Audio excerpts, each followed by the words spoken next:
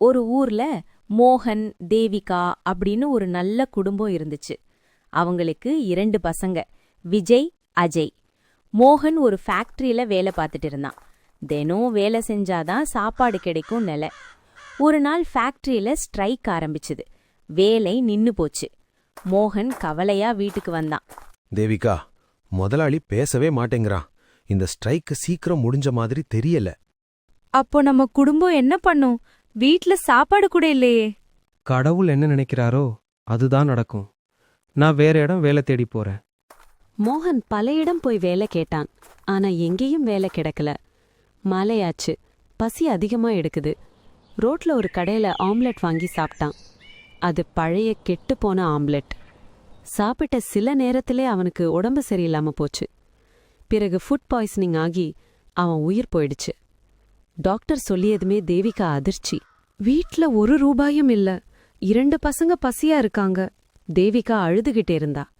அவள் மனசுக்குள்ள யோசிச்சா, இந்த உலகத்துல சில பேருக்கு சின்ன லாபத்துக்காக கூட உயிர் மதிப்பே இல்ல. என் கணவர் கெட்ட ஆம்லெட் சாப்பிடலனா இப்படி நடந்திருக்கும். அதுக்கப்புறம் அவள் ஒரு முடிவெடுத்தா. நான் ஆம்லெட் கடை தான் போடுவேன். ஆனா நான் நல்ல புதுசா இருக்கும் முட்டை மட்டும்தான் யூஸ் பண்ணுவேன். யாருக்கும் தீங்கு வரக்கூடாது. அடுத்த நாள் சின்ன தள்ளுவண்டி எடுத்தா. புது முட்டை வாங்கினா. சுத்தமா நன்றாக ஆம்லெட் செய்து விற்க ஆரம்பிச்சா. ஒரு கஸ்டமர் வந்தார். அம்மா, ஆம்லெட் நல்லதா இருக்குமா? அண்ணா, நான் பழைய முட்டை விற்க மாட்டேன். நல்ல சுத்தமான சாமான் தான். நிம்மதியா சாப்பிடலாம். கஸ்டமர் சாப்பிட்டார். ரொம்ப நல்லா இருக்கம்மா, இனிமேல் இங்கதான் வருவேன். அவ்வளவுதான். தினம் தினம் அவங்க கடை ரொம்ப பிரபலமாக ஆரம்பிச்சுது. தேவிகா கடை நல்லா ஓடுச்சு. பசங்க பள்ளிக்கூடம் போக ஆரம்பிச்சாங்க. ஒரு நாள் விஜய் கேட்டான், அம்மா, நீங்க ஏன் இந்த கடை ஆரம்பிச்சீங்க? உங்க அப்பா கெட்ட ஆம்லெட் சாப்பிட்டதால தான் நான் நல்ல ஆம்லெட் விற்கணும் என்று முடிவெடுத்தேன். யாருக்கும் அது மாதிரி ஆகக்கூடாது. அந்த இரவு யோசிச்சுக்கிட்டே தேவிகா தூங்கிட்டா. அடுத்த நாள் விஜய், அஜய் இருவரும் அம்மாவுக்கு உதவி பண்ண ஆரம்பிச்சாங்க. தேவிகா முழு மனதோட ஆம்லெட் சுட ஆரம்பிச்சா. அஜய், விஜய் சத்தமா கூப்பிட்டாங்க. ஒரு தடவை சாப்பிட்டு பாருங்க, ₹15 சூப்பரா ஆம்லெட். அந்த சத்தம் கேட்டு சில பேர் வந்தாங்க.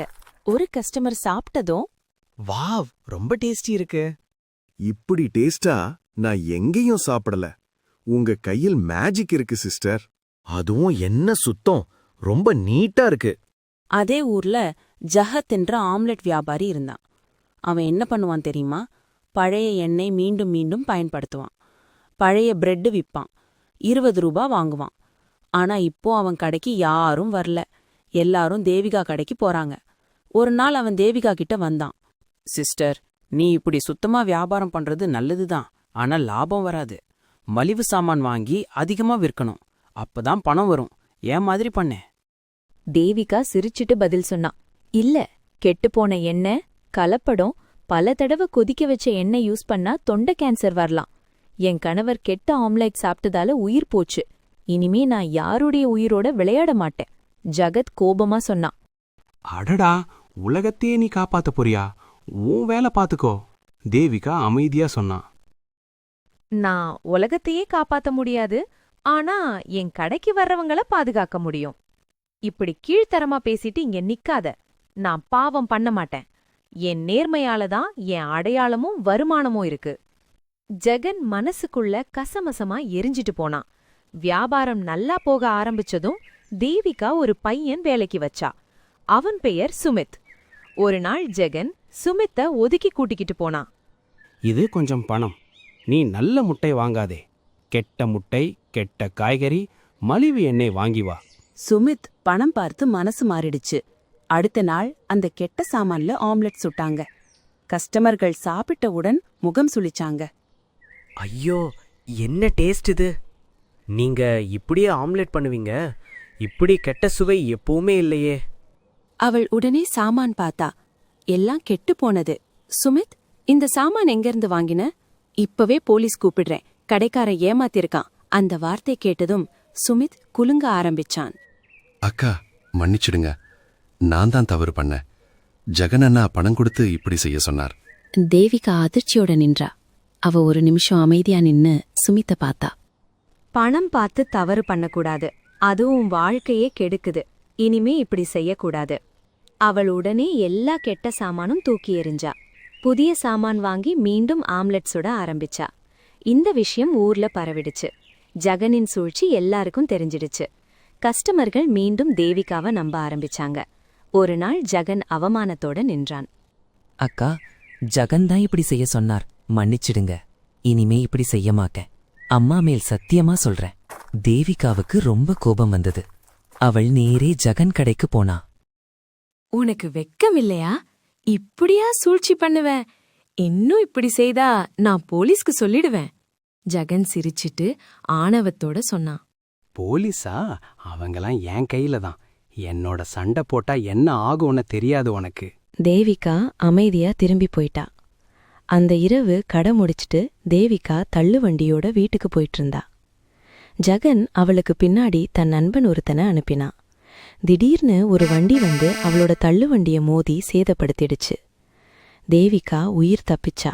ஆனா அவளோட தள்ளுவண்டி முழுக்க உடைஞ்சு போச்சு. அவள் மனசு உடைஞ்சது. ஜகன் மட்டும் உள்ளுக்குள் சந்தோஷப்பட்டான். அடுத்த நாள் தேவிகா கடை இல்ல. எல்லா கஸ்டமர்களும் ஜகன் கடைக்கு போனாங்க. ஆனா ஜகன் என்ன பண்ணா? அவனோட பழைய குணம் போகவில்லை. ஒரு கஸ்டமர் சதீஷ் அவனிடம் பேசும்போது, சார், சாப்பாடு நல்லா இல்ல. ஜகன் கோபத்தோட பதில் கொடுத்தான். இருவருக்கும் வாக்குவாதம் நடந்துச்சு. நீ பெரிய ரவுடியா நினைக்கிறியா? இப்படி நடந்துகிட்டே இருந்தா உனக்கு பிரச்சனை வரும் அப்படின்னு சொல்லிட்டு போனான். அந்த இரவு சதீஷ் சில பேரோட வந்தான். ஜகன் கடைக்கு சேதம் செய்ய முயற்சி பண்ணாங்க.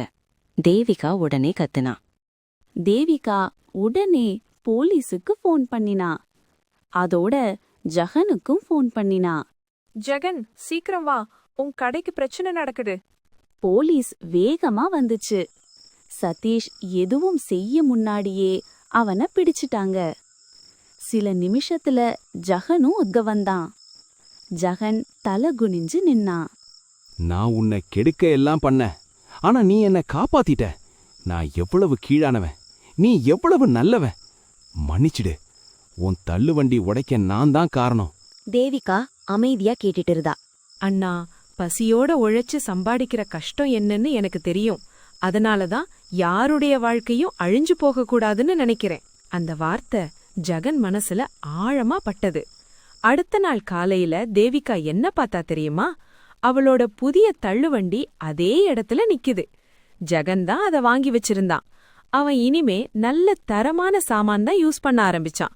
மேலும் அருகில உள்ள கடைக்காரர்களிடம் சொல்ல ஆரம்பிச்சான். சின்ன லாபத்துக்காக யாரோட உடல் நலத்தோட விளையாடாதீங்க. தேவிகா அக்கா என் கண்களை திறந்துட்டாங்க. தேவிகா கடை மீண்டும் கூட்டம் நிறைந்தது. ஜகன் இப்போ அவளுக்கு உதவி செய்ய ஆரம்பிச்சான். விஜய், அஜய் பெருமையோட அம்மாவை பார்த்தாங்க. தவறை மன்னிப்பது பலவீனமில்லை, அது தெரிய மனசு. நேர்மை மெதுவா நடக்கும், ஆனா கடைசியில் ஜெயிக்கும். லாபம் முக்கியம், ஆனா மனித உயிர் அதைவிட முக்கியம்.